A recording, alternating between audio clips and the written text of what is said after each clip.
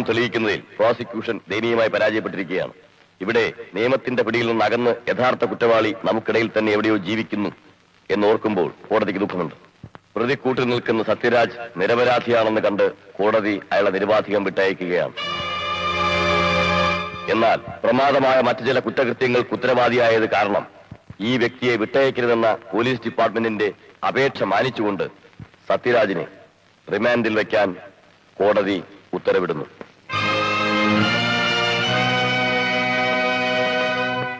എടോ, തനിക്കല്ലേ ഇൻവെസ്റ്റിഗേഷന്റെ ചാർജ്? ബാലു, നല്ല തന്തയ്ക്ക് പറഞ്ഞ പോലീസുകാരായിരുന്ന എഫ്ഐആർ ഫസ്റ്റ് ഇൻഫർമേഷൻ റിപ്പോർട്ട് ആയിരിക്കും. അതൊരിക്കലും ഫാൾസ് ഇൻഫർമേഷൻ റിപ്പോർട്ട് ആവില്ല. താനെന്നെ പ്രതിക്ക് ഫേവർ ചെയ്യുന്ന തന്റെ ഇൻക്വസ്റ്റ് മറ്റുള്ള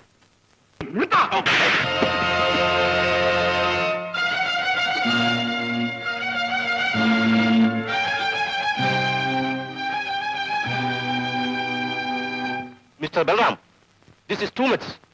ഡിപ്പാർട്ട്മെന്റിന് മുഴുവൻ നാണക്കുണ്ടാക്കുന്നതാണ് ഈ സംഭവം. എനിക്കും അങ്ങനെ തന്നെ തോന്നുന്നു, സാർ.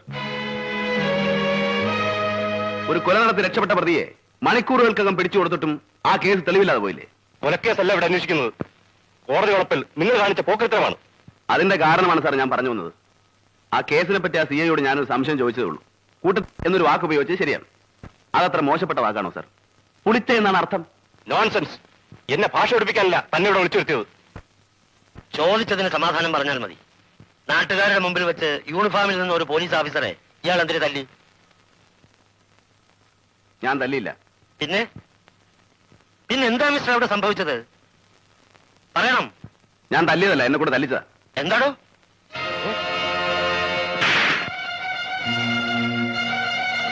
ഇപ്പൊ സാർ എന്നെ തല്ലിയെന്തിനാ? കോളറി പിടിച്ചേനല്ലേ? ഞാനും അതിന് തന്നെ തല്ലിയത്. ആണായാലും ആരായാലും തല്ലിപ്പോകും സാറേ. ഇത്രേ അവിടെ നടന്നുള്ളൂ. അല്ലാതെ ഇപ്പോഴിവിടെ കാണിച്ച ഗിമിക് നിങ്ങളുടെ ഇന്നസെന്റ് തെളിയിക്കാനാണെങ്കിൽ no mister Balram, you are suspended. You can go. ഇപ്പൊ സാറിന് ബോധ്യമായില്ലേ? He's an outspoken and eccentric. Yes, like general pattern, a headache to his superiors. ഈ ജാതിയെ സർവീസിൽ ഇരുത്തുന്നതാണ് സാർ തെറ്റ്. എക്സ്ക്യൂസ് മീ സാർ, ഈ ബലറാമിനെ എനിക്ക് നേരത്തെ അറിയാം. ഇതായിരുന്നില്ല അയാളുടെ സ്വഭാവം. Are you trying to defend him? അവനെ ഒരു എക്സെൻട്രിക് ആക്കിയതിൽ വലിയൊരു പങ്ക് നമ്മുടെ ഡിപ്പാർട്ട്മെന്റിലെ സാർ. Alex. Yes sir, he's an out spoken. ആരോടും വെട്ടി തുറന്നു പറയും. എന്നിട്ടും സാറിന് അറിയാമല്ലോ, മറ്റുള്ളവരെ രക്ഷിക്കാൻ പലതും അവന് ഉള്ളിൽ ഒതുക്കി കഴിയേണ്ടി വരും. ആ കഥയൊന്നും ഇപ്പൊ പറയണ്ട. കൂടുതൽ തകർക്കരുതെന്ന് ഞാൻ പറഞ്ഞു. പത്രക്കാരടക്കം മറ്റു പലരുടെയും മുമ്പിൽ വെച്ച് അവൻ കാണിച്ച തോന്നിയാസം നമ്മൾ കണ്ടില്ലെന്ന് അടിക്കാനോ? He must be punished. ശിക്ഷ എന്തെന്ന് സാറ് തീരുമാനിക്കട്ടെ.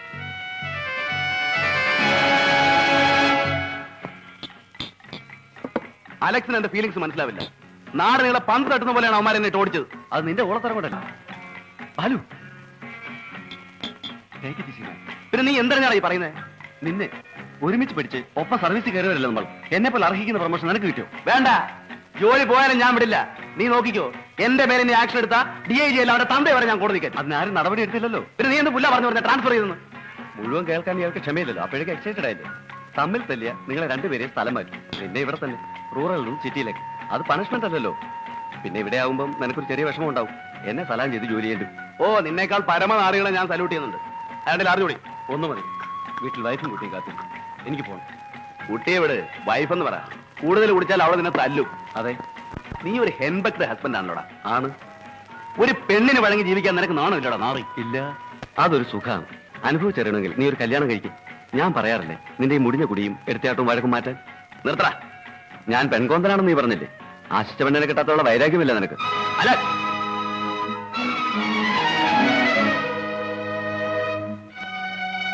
എനിക്കറിയാൻ പാലു, കല്യാണമെന്ന് കേൾക്കുമ്പോൾ നീ കുരച്ചു ചാടുന്നത് ഇന്നും നിന്റെ മനസ്സിൽ അവളുള്ളതുകൊണ്ടാ. എടാ, നീ എന്റെ മൂട് കളയും.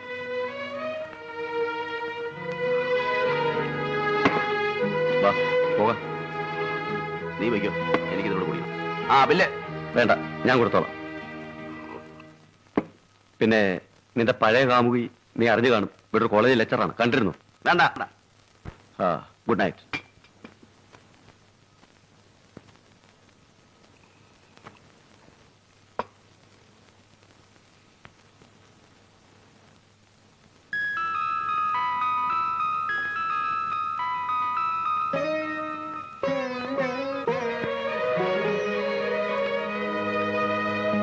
എന്തായി പറയുന്നേ?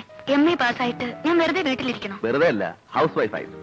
എന്റെ വീട് നോക്കണം, ജോലി കഴിഞ്ഞ് വരുന്ന എന്നെ സ്വീകരിക്കണം, എന്റെ മക്കളെ പ്രസവിക്കണം, വളർത്തണം. മതി മതി, ലെക്ചർ ആയാലും ഇതൊക്കെ ആവാലോ. ഇനി ആർഗ്യുമെന്റ്സ് ഒന്നും വേണ്ട. കെട്ടിയുള്ള ശമ്പളം കൊണ്ട് ജീവിക്കാൻ ഞാൻ ഏതായാലും ഉദ്ദേശിച്ചിട്ടില്ല. അല്ലെങ്കിൽ ഇപ്പോഴത്തെ കോളേജ് പിള്ളേരുടെ സ്വഭാവം എനിക്കറിയാം. നിന്നെ കയറി പിടിച്ചെന്നോ കമന്റ് അടിച്ചെന്നോ എന്ന് ഞാൻ അറിഞ്ഞ പിന്നെ കൊല നടക്കും. പിന്നെ കയറി പിടിക്കുന്നു. ഞാൻ പഠിച്ചത് കോളേജിലല്ലായിരുന്നു. പഠിപ്പിക്കാൻ ചെല്ലുമ്പോ അങ്ങനെ ആവില്ല. വേറെയും പൂവാലന്മാർ കാണും. ലെക്ചർ, പ്രിൻസിപ്പല്, പ്രൊഫസർ, ഇവന്മാരെയൊക്കെ ഇടയിലേക്ക് നിന്നെ വിട്ടാ എനിക്കൊരു സ്വസ്ഥത ഉണ്ടാവില്ല. You are jealous. More possessive. നിന്റെ സേവനം ഞാൻ ആർക്കും വിട്ടുകൊടുക്കില്ല. നിന്നെ മുഴുവനായിട്ട് എനിക്ക് വേണം. എഗ്രീഡ്?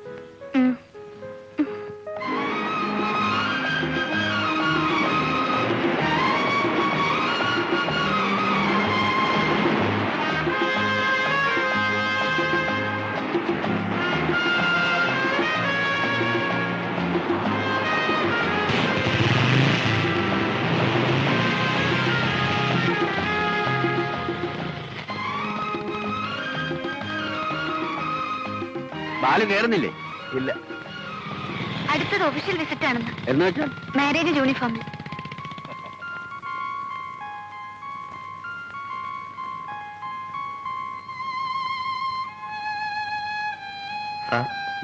കൗണ്ടർ ക്ലോസ് ചെയ്യണം. വലിയ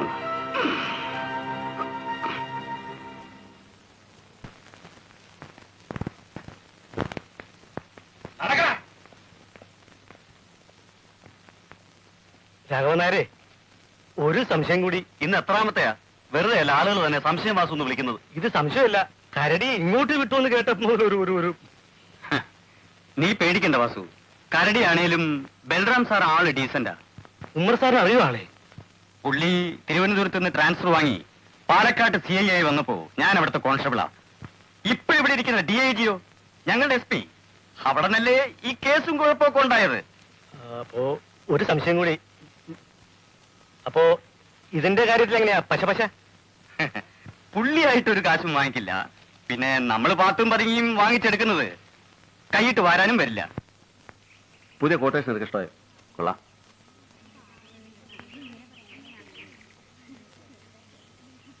പെമ്പിള്ളേര് പോകുന്നു. ഇവിടെ ട്യൂട്ടോറിയലോ വൈറൽ കോളയോ? എന്തായാലും ഇനി ഇത് പൂട്ടേണ്ടി വരും. നീ ഇവിടെ ഉണ്ടെന്ന് അറിഞ്ഞാൽ പിള്ളേര് ഈ വഴി വരില്ല, പേടിച്ച്.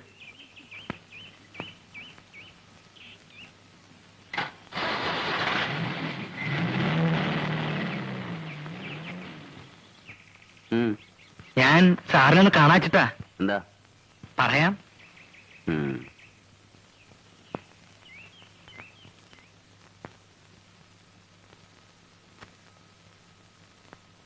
കാലത്ത് മുതലേ പുറത്ത് കാത്തിരിക്കുകയായിരുന്നു ഞാൻ. ആളൊഴിഞ്ഞിട്ട് കാണാന്ന് വെച്ചു. ഇയാൾക്ക് എന്താ വേണ്ടത്? ഇവിടെ നിന്ന് മാറ്റം പോയ സാറിന്റെ ഒരു കയ്യാളായിരുന്നു. എന്ന് വെച്ചാൽ അടുക്കളയിൽ ഒരു കാര്യസ്ഥനായിട്ട്. അതുപോലെ സാറിന് വല്ല സഹായവും വേണ്ട. ശമ്പളം ഒന്നും മോഹിച്ചല്ല, വട്ടച്ചെലവിനുള്ള കാശ് കിട്ടിയാൽ ഞാൻ. ആവശ്യമില്ലെന്ന് പറഞ്ഞില്ലേ? അത് കഷ്ടാണ്. ഇറങ്ങി പോണവൻ.